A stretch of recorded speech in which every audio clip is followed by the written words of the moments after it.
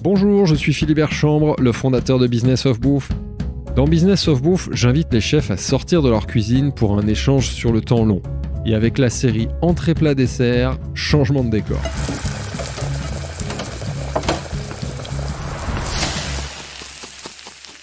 Cette fois, on part sur le terrain. Toque sur la tête et mandoline à la main, les chefs nous dévoilent leurs secrets les mieux gardés. Je suis Jeanne-Marie Desnos et pour cette série, je me suis faufilée dans les cuisines où les chefs œuvrent tous les jours. On discute de leur parcours bien sûr, mais aussi de leurs recettes fétiches et de leurs ingrédients phares. Où est-ce qu'ils les dénichent et comment ils les subliment pour créer une cuisine qui leur ressemble. Cette première saison est réalisée en partenariat avec Eureden, la coopérative bretonne que vous connaissez sûrement par ses marques emblématiques comme Dossi, les légumes surgelés paysans bretons ou encore Cocotine. Son entité Eureden Food Service est dédiée aux pros de la restauration. Ce podcast est le fruit d'une volonté commune, montrer ce qui se fait de bien en cuisine. Valoriser les belles initiatives de chefs qui tous les jours se démènent pour proposer des assiettes gourmandes, saines et respectueuses du vivant.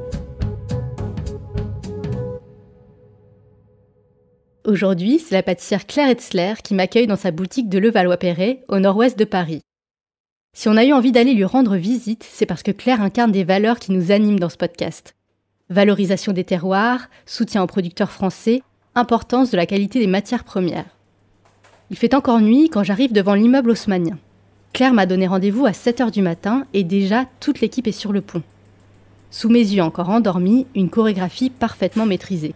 Vêtus de blanc et répartis autour de l'îlot central, on découpe, on fonce, on fouette, on tamise, on décore, on enfourne, on garnit. Bonjour. Bonjour, bienvenue, je vous en prie. Merci. Comment ça va aujourd'hui ? Eh ben ça va très bien, comme un vendredi, fin de semaine.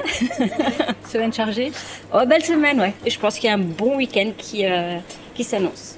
Alors là, on est dans la cuisine. Tu peux nous expliquer où on est, le concept de ce lieu ? Oui, donc là, on est dans le laboratoire de ma pâtisserie, donc à Levallois-Perret, avec l'équipe qui vient d'arriver. Et là, en fait, on va commencer à préparer toutes les commandes qui ont été passées par les clients sur notre site internet, plus quelques pâtisseries qu'on prévoit en plus pour les clients qui vont passer encore commande dans la journée ou qui vont venir directement nous voir en boutique. Alors, en fait, ici, tu peux venir acheter des pâtisseries en direct, mais c'est vrai que le concept est vraiment fait pour commander en amont les pâtisseries. Nous, ça nous permet de tous les matins de faire des pâtisseries ultra fraîches où toutes les pâtes sont bien croustillantes, où en fait tous les produits n'ont pas 24-48 heures de frigo. Et ça nous permet surtout de limiter le gaspillage alimentaire parce qu'en fin de journée, en fait, on a quasiment tout vendu. Alors, est-ce que tu nous ferais une petite visite ? Oui, bien sûr. Donc ici, c'est le laboratoire avec toute l'équipe qui vient d'arriver. Là, en gros, on prépare ce qu'on appelle la fournée, c'est-à-dire toutes les pâtisseries qui vont venir être récupérées par nos clients dès 10h, dès l'ouverture. Donc on est en train de mettre les flancs en cuisson, on est en train de préparer les gâteaux. Ça, c'est notre gâteau signature à base de chocolat et vanille. En même temps, Raphaëlla récupère la livraison de fruits qu'on vient de recevoir. Et il y a Sybille qui vient d'arriver, qui est apprentie ici depuis la rentrée également. Donc ça fait une équipe de combien de personnes ? On est 7 en pâtisserie. J'ai également 2 personnes en boutique. Ce qui est sympa, c'est que c'est un laboratoire où, avec un plan de travail central, ça nous permet vraiment de travailler tous ensemble, de communiquer, de voir ce que chacun fait. La machine qui est derrière, c'est le laminoir qui nous permet à étaler les pâtes. C'est comme un gros rouleau à pâtisserie. Ça, c'est nos fours qui font à la fois cuisson sèche et cuisson vapeur. Ça, c'est intéressant parce que nous, on fait pas mal de cuisson vapeur, notamment tout ce qui est fruits, des pêches pochées, des cerises pochées, des prunes pochées qu'on va utiliser tout à l'heure. Le fait de cuire sous vide, c'est assez intéressant parce que ça nous permet d'avoir le fruit qui se tient bien, qui garde toutes les saveurs et de le cuire aussi dans un sirop. Ça peut être un sirop parfumé ou un sirop neutre. Donc, c'est vrai que j'aime beaucoup travailler comme ça. Ça, c'est notre partie Economa, où on range tout ce qui est moule, matière sèche, genre le chocolat, les pralinés, le sel, les miels, tout ce qui n'a pas besoin d'être au réfrigérateur. Ça, c'est notre chambre froide négative, où on va pouvoir stocker toutes nos mises en place, les glaces. Et on a Raphaëlla à l'intérieur qui est en train de se prendre un bon coup de froid, là, ça réveille de bon matin. Ici, c'est notre espace boutique à Click & Collect. Et souvent, le digital a un côté assez inhumain. Et ça, je ne voulais surtout pas parce que je trouve que le contact client est super important. Moi, j'y tiens vraiment. En plus, on fait des gâteaux, on fait de la pâtisserie, on est quand même dans la générosité, on fait plaisir aux gens. C'était vraiment important pour moi d'avoir un lieu chaleureux, accueillant, où les clients se sentent bien, où ça représente aussi l'aspect assez simple et naturel de ma pâtisserie. Alors la boutique, effectivement, elle est très jolie. Est-ce que tu peux nous décrire un peu à quoi ça ressemble ? Oui, alors c'est une petite boutique de 15 mètres carrés, en bois principalement. En fait, je voulais des matériaux naturels. Je voulais des plantes aussi pour refléter ce côté nature que j'aime. Et en fait, j'adore les plantes. Moi, ça me fait du bien de voir de la verdure. On a un petit mur avec des niches qui sont très jolies où on expose tout ce qui est produits secs, les produits qui n'ont pas besoin d'aller au réfrigérateur. Donc on a du miel, on a des petits jus de fruits qu'on fait nous-mêmes, on a des bocaux d'agrumes que je fais stériliser. On a toute une gamme de gâteaux de voyage et de cakes. Donc là-bas tu peux voir, on a un cake à la noisette du Piémont. On a un cake à la rose, celui-là il est délicieux, c'est vraiment très subtil en goût. On n'est pas sur le parfum opulent de la rose comme on peut souvent retrouver. C'est de la rose qui est cultivée en agriculture biologique dans la Drôme, qui est de super qualité, vraiment c'est exceptionnel. On a un cake à la vanille de Madagascar. On a un petit financier aux agrumes. Dans ce même format de boîte en bois, on a un gâteau de l'amitié au yuzu. Alors celui-là, j'ai appelé le gâteau de l'amitié parce qu'il m'est très très cher. On a travaillé vraiment en collaboration avec mes producteurs d'agrumes. En période de confinement, lorsque eux ils avaient une production de yuzu à ne plus savoir quoi en faire et que tous les établissements étaient fermés et que personne ne commandait. Du coup, on s'est arrangé. Moi, j'aurais commandé une grosse quantité de fruits que j'ai pu mettre en bocaux. Les bocaux que tu vois là derrière, hein. Ça, c'est des yuzu qui datent d'il y a 3 ans, qui sont en bocaux, qui sont stérilisés, qui bougent pas. Et c'est assez intéressant parce que ça me permet d'avoir des yuzu finalement toute l'année en bocaux et de faire des essais quand j'en ai besoin. Et du coup, avec ces fruits-là, j'ai fait ce cake au yuzu. Et c'est marrant parce qu'on le travaillait vraiment ensemble. Je leur en envoyais par la poste pour qu'ils puissent le goûter. Enfin, c'était une période à la fois compliquée, mais hyper enrichissante sur d'autres points. Parce qu'ils sont où, eux ? Eux, ils sont à Eous, à côté de Perpignan. Ah oui, c'est pas à la porte à côté. Non, mais ça reste en France. Et ça, c'est intéressant à savoir aussi, c'est qu'on a plein d'agrumes en France. Ils ont plus d'une centaine de variétés d'agrumes différents. Et ça, c'est extra. Mais j'imagine que tu as créé un lien vraiment particulier avec ces producteurs-là aussi. Ah oui, tout à fait. Et c'est pour ça qu'ils ont vraiment une place importante dans ma boutique. Là, en début d'année, c'était au mois de mars, je crois, je suis allée leur rendre visite sur leur exploitation. Parce que j'étais à proximité, puis parce que je les aime beaucoup, que ça me fait du bien d'être en pleine nature avec eux. Et on regardait justement l'état d'avancement de la floraison sur les arbres. Et en fonction de ça, eux, ils pouvaient déjà me dire, tiens, cette année, on sera plutôt riche en kumquat, ou on sera plutôt riche en yuzu. Et moi, ça me permet déjà de me projeter sur la fin d'année pour savoir quels fruits je vais pouvoir utiliser.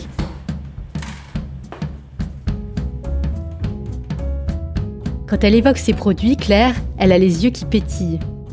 Je crois que c'est la première fois qu'on me parle d'un agrume avec autant de passion. Alors moi, tous ces fruits, tous ces produits incroyables, j'ai envie d'aller les voir de plus près.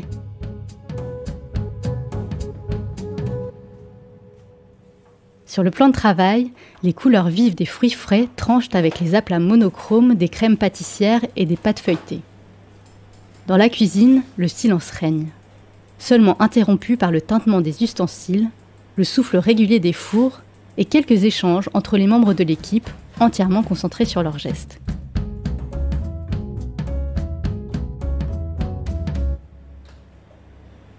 Bonjour Sybille. Bonjour. Qu'est-ce que tu fais ? Là, je suis en train de mettre les palets aux prunes sur les tartes aux prunes, qui sont composées d'un fond de tarte, ensuite d'une crème d'amande à la prune. Au-dessus, on lisse avec de la chantilly vanille. Là, il y a de la poudre de vanille, donc au-dessus, les palets aux prunes. Et après, on vient décorer avec des quartiers de prunes. Et alors, il y a quoi dans ces palets ? C'est de la chantilly vanille avec de la poudre. Donc là, c'est une tarte pour combien de personnes ? Là, c'est pour 8 personnes. Donc on a 4, 6 ou 8 personnes. Et donc là, aujourd'hui, on n'a que 8 personnes et des individuels. Ok. Ça fait que le travail est quand même assez varié, parce que c'est tous les jours différents selon les commandes, c'est ça? Oui, c'est ça, parce que la carte, elle change tout le temps. Donc ça, c'est vraiment, vraiment bien. Parce qu'il y a des endroits où c'est tout le temps la même chose. Tous les matins, ça va être de la viennoiserie, des cakes, des brownies, des cookies. Et là, vraiment, ça varie tout le temps. C'est vraiment, vraiment chouette. Ça fait combien de temps que tu travailles ici? Moi, ça fait 2 mois, j'ai commencé en août, donc je suis apprentie. Et en 2 mois, j'ai vraiment appris beaucoup de choses, très vite et très bien. Donc, ça fait vraiment plaisir d'avoir un endroit où on apprend aussi vite et aussi bien. Qu'est-ce qui fait que tu as appris aussi vite et aussi bien? D'avoir une bonne équipe, une bonne chef, de bons chefs et de bons conseils, des bonnes explications, parce qu'il y a des endroits où vraiment on te dit tu fais ça, mais au final on t'explique pas et tu comprends pas ce que tu fais, tu comprends pas comment tu dois le faire, comment tu dois bien le faire. Et là, on prend le temps de bien m'expliquer. Et en fait, tout le monde touche à tout. Donc vraiment, j'ai fait de tout. J'ai fait de la finition, du montage, des décors. Enfin, vraiment, on apprend vite et bien. Et qu'est-ce qui est la chose la plus difficile que tu as appris de ces 2 mois?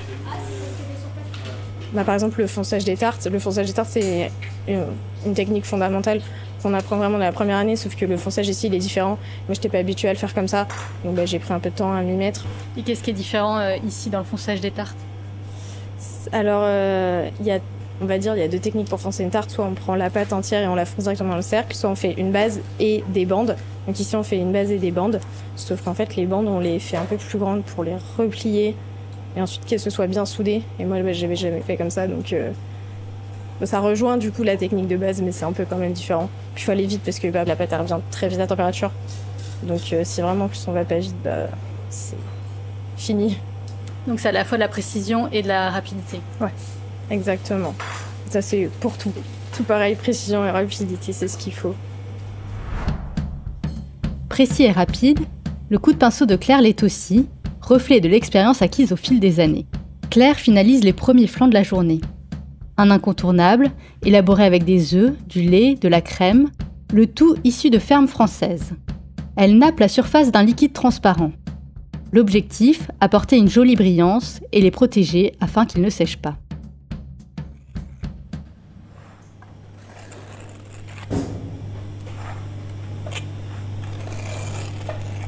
On fait des flancs à base d'une pâte feuilletée qui est caramélisée à la cassonade, qu'on pré-cuit, histoire d'avoir vraiment une pâte bien colorée, bien croustillante. Hein, tu vois, elle est très dorée. Ensuite, à l'intérieur, on coule un appareil à flan à la vanille. C'est très gourmand, très addictif. C'est les grands, là, les 6 personnes, on a tendance à en manger jusqu'à se faire mal au ventre, quoi. Et comment tu l'as élaborée, cette recette? Cette recette, je pense qu'elle a nécessité, je sais pas, combien d'essais on a fait pour le flan? Une 20aine, facilement, voire plus. Jusqu'à arriver à la bonne texture crémeuse, bien cuite, avec le feuilletage autour qui est juste, qui est bien caramélisé et bien croquant. Ouais, ça, on a mis beaucoup de temps pour le mettre en place. Ça paraît très simple, tout gentil comme ça, un petit flan, mais voilà, pour avoir un bel équilibre et quelque chose vraiment de... pas juste le flan qu'on peut trouver dans les boulangeries de supermarché, ouais, ça nécessite un peu de travail quand même, quoi. Qu'est-ce qui va faire la différence? Alors déjà, la qualité des produits laitiers, ça c'est évident, hein, parce que dans un flan, il y a beaucoup de lait, beaucoup de crème, donc ça c'est très important. Les œufs également, des œufs de bonne qualité, des œufs de plein air, qualité de la vanille aussi. Avoir une vanille très parfumée, nous on travaille qu'avec des gousses de vanille, pas avec de la poudre ou des arômes, c'est vraiment la vanille brute. En fait, c'est un travail de sourcing de matières premières à la base, quoi. Et comment ça t'est venu cet intérêt vraiment très prononcé pour le sourcing des matières premières? C'est comme ça que j'ai appris à travailler, tout simplement, avec les différents chefs de cuisine chez qui j'étais. Ça a commencé chez Michel Troisgros. C'est assez marrant chez Michel Troisgros parce que c'est les producteurs qui venaient directement en cuisine montrer leur récolte quotidienne au chef et le chef choisissait ce qu'il voulait. Donc moi, ça a été ma première maison, ma première place de salarié. Quand on apprend à travailler comme ça, en fait, on pense que c'est la normalité et que c'est partout pareil. Après, en découvrant d'autres maisons, on se rend compte que c'est pas forcément le cas. Et après, j'ai travaillé pour Alain Ducasse, qui lui est un fou des produits, qui est un curieux. Et lui m'a vachement poussé aussi à aller plus loin dans la connaissance des produits, dans ce rapport chef-producteur qui est tellement important et tellement intéressant qu'aujourd'hui, je ne me verrais plus travailler différemment. Sur énormément de cartes de restaurants, on voit le nom des producteurs qui est mis en avant sur les appellations. Je trouve ça génial parce qu'une fois de plus, un chef de cuisine ne fait pas une belle entrée, une belle salade de tomates, si c'est de la tomate qui pousse en hiver sous serre chauffée, ça n'a aucun sens, quoi. Par contre, quand il y a des tomates anciennes qui sont mais tellement charnues, tellement goûteuses, différentes variétés, c'est juste un vrai régal. En fait, le produit se suffit presque à lui-même.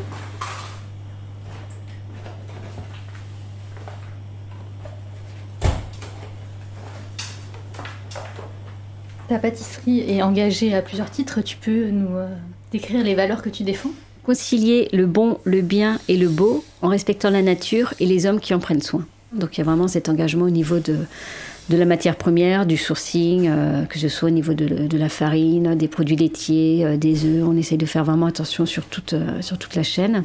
Au niveau du packaging, je travaille qu'avec du packaging français. Pour moi, c'est important de faire travailler aussi l'économie de la France. Alors certes, c'est un coût supérieur, mais pour moi, voilà, c'était important. On travaille qu'avec du carton, du bois et du verre. Donc du bois pour nos cakes et du verre pour nos desserts glacés qu'on vend dans des verrines. Et ces verrines sont consignées. Donc les clients, une fois qu'ils ont mangé leur dessert, nous ramènent la verrine et on leur crédite 1 € par verrine ramenée. Pour moi, c'était aussi important de faire de la livraison en mobilité douce. Donc on a 2 prestataires. On a Eric, un monsieur, un Levalloisien qui est retraité, qui nous fait les livraisons en transport en commun quand c'est pas trop loin et quand il est disponible. Donc en plus, c'est quelqu'un qui est adorable, qui aime les gens, qui a envie de rester actif et qu'on aime beaucoup. Voilà, on le voit beaucoup tous les jours. Et on a une autre société qui fait de la livraison en vélo cargo et avec qui on travaille un petit peu plus sur le B2B. Comment est-ce que tu sélectionnes tes fournisseurs de produits laitiers ? Alors, j'ai un fournisseur de produits laitiers, en fait, qui est basé à Rémouillet. C'est en fait des éleveurs qui ont créé leur propre laiterie et qui sont certifiés Agriéthique France, qui font attention à l'agriculture, au respect des animaux, au respect de la terre, qui font attention à l'alimentation de leurs bêtes, forcément, les nourrissant principalement de lin, d'herbe, de luzerne, en gros de nourriture qui est riche en oméga 3. Le maïs, le soja importé, les OGM, c'est complètement banni.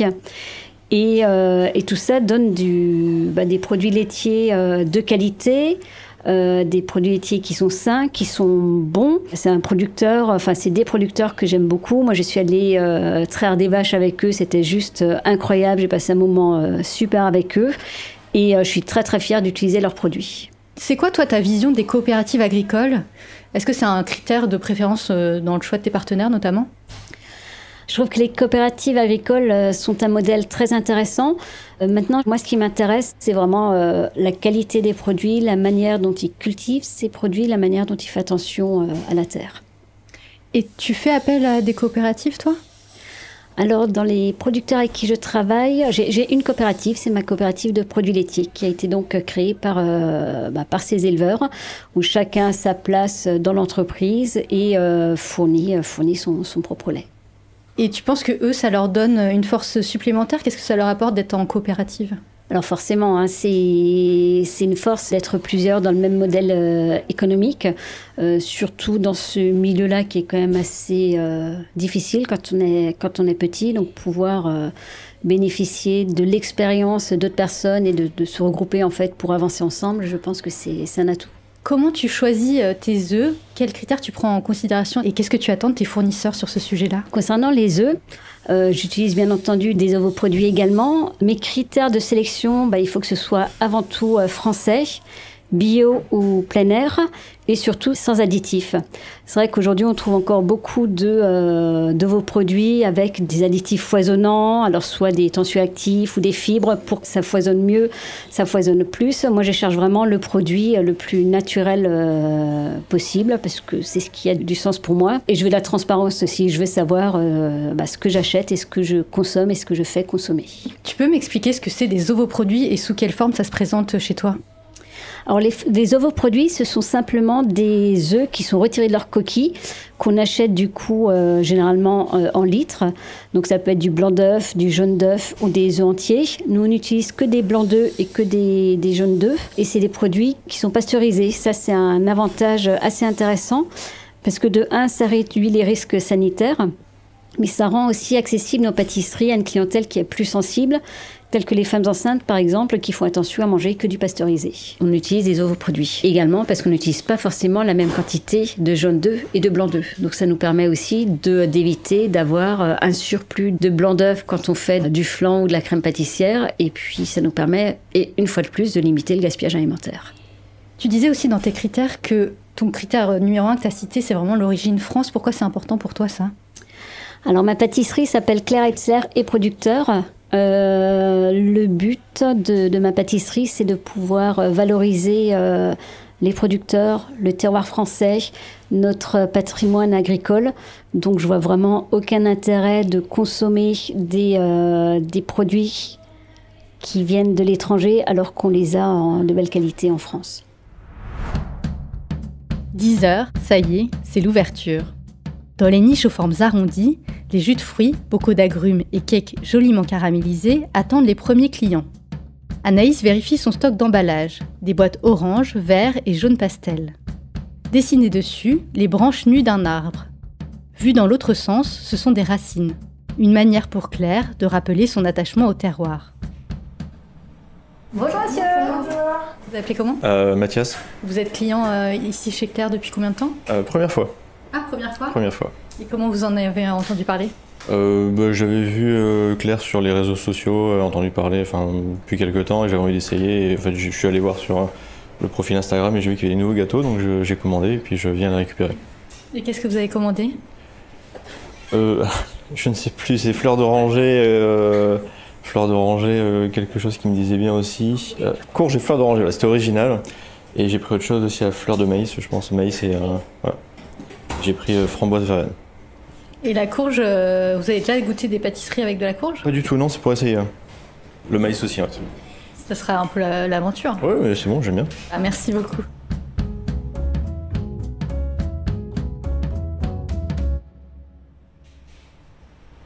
Quel conseil tu donnerais à quelqu'un qui veut créer des pâtisseries gourmandes, mais qui respecte toutes les valeurs dont on a parlé ? Alors, quel conseil je pourrais donner à quelqu'un qui veut respecter mes valeurs, mais simplement d'être curieux, de prendre le temps de goûter, de se renseigner, de s'informer, de trouver aussi les produits qui lui correspondent. Ça, c'est important. On n'a pas tous les mêmes goûts, on n'a pas tous les mêmes valeurs non plus. Ça, c'est intéressant, hein. Je pense qu'il faut être fidèle à ses propres valeurs, à ses propres envies, à ses propres choix. Mais oui, je pense qu'il faut surtout être curieux et prendre le temps nécessaire pour découvrir des nouvelles choses. Est-ce que tu aurais des ressources, un livre, je ne sais pas, des comptes Instagram, quelque chose qu'on pourrait écouter, lire pour aller dans ce sens-là ? Moi, je suis énormément de comptes Instagram de producteurs. De gens qui défendent aussi, des producteurs qui prennent la parole et qui défendent le terroir, leurs engagements. Ça, c'est chouette parce que c'est vraiment porté et incarné. Et puis après, dans le monde de la restauration, en règle générale, il y a quand même beaucoup de chefs qui sont garants de la préservation des matières premières, des ingrédients de qualité. Je reviens sur Alain Ducasse. Alain Ducasse, c'est quelqu'un qui, je pense qu'il n'est pas capable d'aller dans un jardin sans goûter la fan d'un fruit qui est en train de pousser, quoi. Il est curieux de tout, quoi. C'est impressionnant, quoi. Moi, il m'avait vraiment fait grandir à ce niveau-là. Et quelles sont tes envies pour les années à venir ? Mes envies pour les années à venir, j'ai surtout envie de continuer faire mon travail correctement, à régaler mes clients. On a quelques projets en B2B qui sont en cours, qui ne sont pas encore actés, mais je sens qu'on intéresse les gens, les entreprises, et on les intéresse notamment par rapport à notre démarche. Et ça, pour moi, c'est une vraie satisfaction. Je me dis, ok, c'est que finalement, ce que j'ai voulu mettre en place et faire ressortir dans mes gâteaux, les gens s'en rendent compte et ça plaît. Et ça plaît pas juste parce qu'aujourd'hui, il faut avoir une démarche RSE. Je pense que ça plaît parce qu'on le fait correctement. Ce qui se dégage de Claire, avant tout, c'est une grande exigence. Une exigence vis-à-vis d'elle-même, vis-à-vis de ses équipes, vis-à-vis de ses créations, mais surtout vis-à-vis de ses produits. Car vous l'aurez compris, chez Claire, tout part du produit. Un produit de saison, local, de qualité et au goût unique. Un produit qu'elle aura pris soin de choisir, puis de travailler et de retravailler des heures entières dans son laboratoire. Test après test, trouver la meilleure façon de le sublimer. Je goûte un petit morceau de flan avec toi. J'aime beaucoup ça. Tu dans ce morceau-là ? Ouais. Merci beaucoup. On voit bien les petits points noirs de la vanille. Ça a l'air trop bon. Il est hyper fondant. C'est ce que tu disais. Crémeux à l'intérieur et croustillant à l'extérieur. Ouais, c'est hyper bon. On sent bien la vanille. Ah ouais, j'adore. Je comprends les clients qui croquent dedans direct. Et c'est pas trop sucré. Surtout les flans, souvent, c'est quand même assez sucré.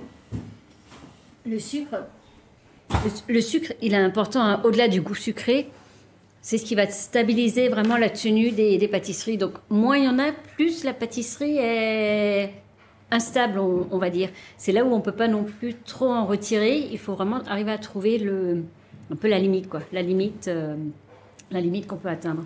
Mais là, c'est vrai que c'est agréable, quoi. On peut facilement le manger en entier, voire un deuxième sans problème. Oui, en fait, on n'arrive pas à saturation de ce sucre. Complètement. Mais bon, après, c'est pas non plus très diététique. Non, mais tu le vois, si pâtisseries, elles sont légères et peu sucrées, donc tu peux y aller sans problème. Je